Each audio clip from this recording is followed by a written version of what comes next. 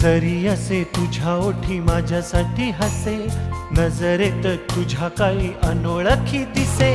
तुझ्या जगातून बाबा हरवेल का ग, मोठेपणी बाबा तुला आठवेल का ग. तुझ्या जगातून बाबा हरवेल का ग, मोठेपणी बाबा तुला आठवेल का ग. सासुराला जाता जाता उंबरठ्यामध्ये बाबासाठी येईल का पाणी डोळ्यामध्ये.